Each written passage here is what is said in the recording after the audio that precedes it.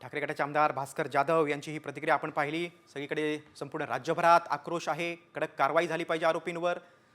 आपण दुसरीकडे बघतोय की आता परळीमध्ये वाल्मिक कराडचे समर्थक रस्त्यावर उतरलेत। कराडच्या समर्थनार्थ ठिय्या आंदोलन करण्यात आलंय। परळी शहरातील मुख्य चौकात असलेल्या कमानीवर काही तरुण चढलेत।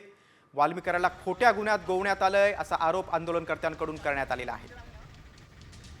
परळीत सध्या तणावपूर्ण शांतता आहे। केजच्या न्यायालयात आता सुनावणी सुरू आहे। कराडला मोक्या लावल्यानंतर एकीकडे समर्थक आक्रमक झालेले आहेत, दुसरीकडे एसआयटीने आता कराडची कोठडीची मागणी केलेली आहे। थोड्याच वेळात आता न्यायाधीश त्यावर निर्णय देतील।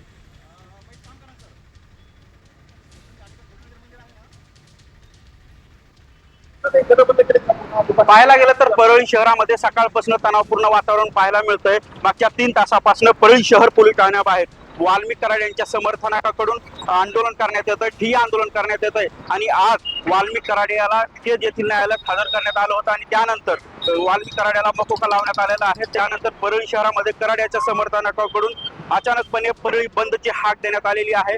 परळी शहरातल्या संपूर्ण बाजारपेठा हा कडेकोट बंद झालेल्या आहेत। मागच्या 3 तासापासून परळी शहर पोलीस ठाण्याबाहेर वाल्मिक कराड याचे जे समर्थक आहेत ते ठिय्या मांडून बसलेले आहेत। अनेक समर्थक जे आहेत ते टावरवरती चाललेले होते। परळी बीड महामार्गावरती टायर जाळून समर्थकांकडून एक आंदोलन करण्यात आलेलं होतं आणि त्यामुळे संपूर्ण परळी शहरामध्ये सध्या तणावपूर्ण वातावरण निर्माण झाल्याचं पाहायला मिळतंय। संदीप भोसले, साम टीव्ही, परळी, बीड। आपण बघतोय आमचे प्रतिनिधी संदीप भोसले यांनी या परळी शहरातला हा आढावा घेतलेला आहे। गेल्या 3 तासांपासून आता तणावपूर्ण शांतता परळीमध्ये आहे। संपूर्ण बाजारपेठ आपण दृश्यामध्ये बघतोय बंद आहे। अगदी तुरळक रहदारी आपल्याला रस्त्यावर दिसते, मात्र सगळी दुकानं बंद आहेत। मात्र काही ठिकाणी टायर जाळून कराडवर मोक्का लावल्याचा निषेध करण्यात आलेला आहे। काही ठिकाणी हिंसक पडसाद देखील उमटलेले आहेत। परळीमध्ये वाल्मिक कराडचे समर्थक रस्त्यावर उतरलेले आहेत। कराडच्या समर्थनार्थ ठिय्या आंदोलन करण्यात आलेलं आहे। परळी शहरातील मुख्य चौकात असलेल्या कमानीवर देखील काही तरुण चढलेले आहेत।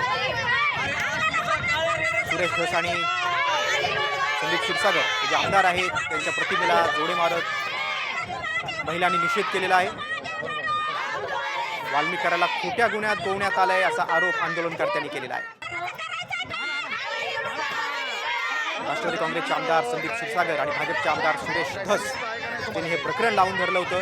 या प्रकरणी आक्रमक भूमिका घेतली होती। त्यांना जोडे मारत कराडच्या समर्थकांनी निषेध केलेला आणि खोट्या गुन्ह्यात कराडला गोवण्यात आलेला आहे असा आरोप केलेला आहे। काही ठिकाणी रस्त्यावर टायर जाळून देखील निषेध करण्यात आलेला आहे। काही ठिकाणी हिंसक पडसाद उमटलेले आहेत। काही वेळात आता केजच्या न्यायालयात या प्रकरणी आता न्यायाधीश निकाल देतील, कारण एसआयटी कडून आता कोठडीची मागणी करण्यात आलेली आहे।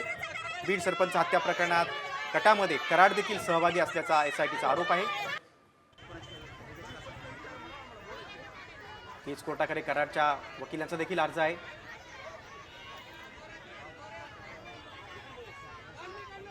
वाल्मिक कराड समर्थक एकीकडे आक्रमक झालेले आहेत, दुसरीकडे आता न्यायालयाच्या निर्णयाकडे सगळ्यांचं लक्ष आहे।